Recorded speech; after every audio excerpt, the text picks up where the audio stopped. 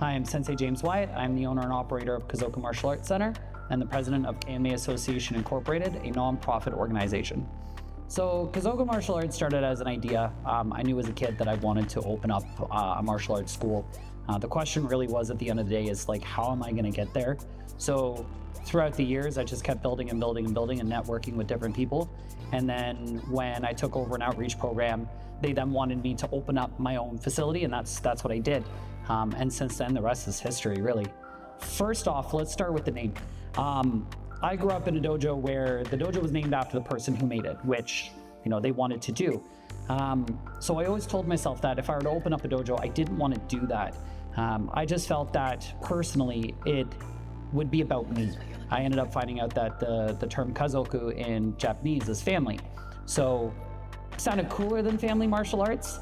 So the term Kazoku really stuck, and over time, the name of our dojo really translates into the environment that we have. What kind of inspired you to become a sensei and open up your own dojo?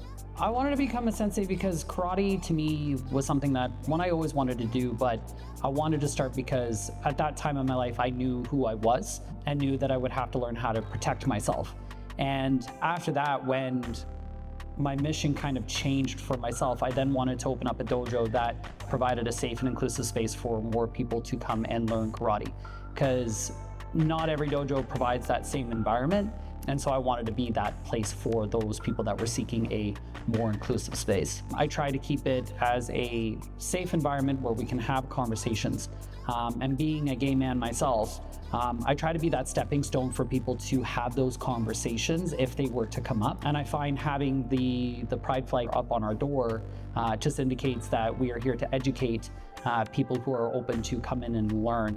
And then from there, what's been interesting is having parents who trust me and confide in me to ask for advice if they feel like there's anything going on, and then having younger people who are now coming out and confiding in me as a safe environment to be their authentic selves.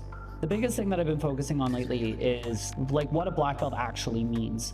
And so I find that when people turn around and say they did karate or do karate or whatever, the first question most people tend to ask is like, oh, did you get a black belt? Well, the black belt is the beginning of the journey. At the end of the day, I try to help kids reach that status before they go off to college or university.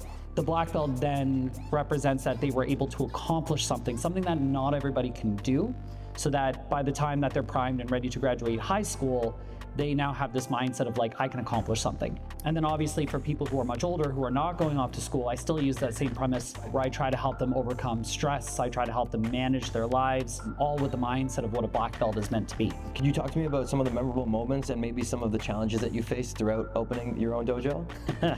Memorable moments. There are a lot of memorable moments. I would say more recently, the thing that's really sticking out to me is seeing how we're going through the year like we always do.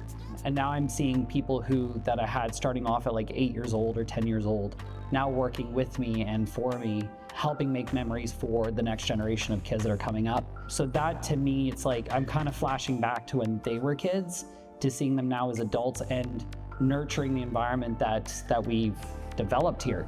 I would definitely say the biggest challenge, however, like we all know, was the pandemic. For those who don't actually know, we took the space that we're currently in April 1st, 2020, which is right when everything shut down. And thankfully, with the community that we had, people didn't want to stop their memberships and wanted to keep going both online or in person whenever we could, because they knew that the community that we have here and the environment we have here is worth investing in. So it was a huge obstacle. Everybody faced it, but I'm happy we were able to get through unscathed. We started off in humble beginnings. We're unofficially 12 years old.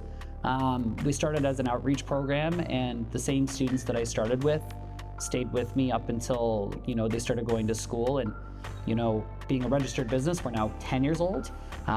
We're hitting 180 plus students. We're in Hamilton now with a satellite club. I'm looking at starting a satellite club out in the Waterloo region.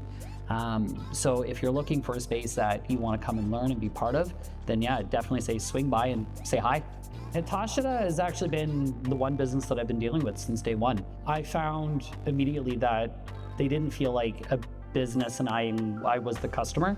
It felt like a very good synonymous like relationship right off the get-go. The other part that really helped with it too is that they were local. So if there was anything that I needed, I was able to just call them up and get what I needed in that last minute. The trust starts off with the fact that they were immediately responsive to any questions that I have. If I had any concerns, they were immediately there to find a solution to the problem.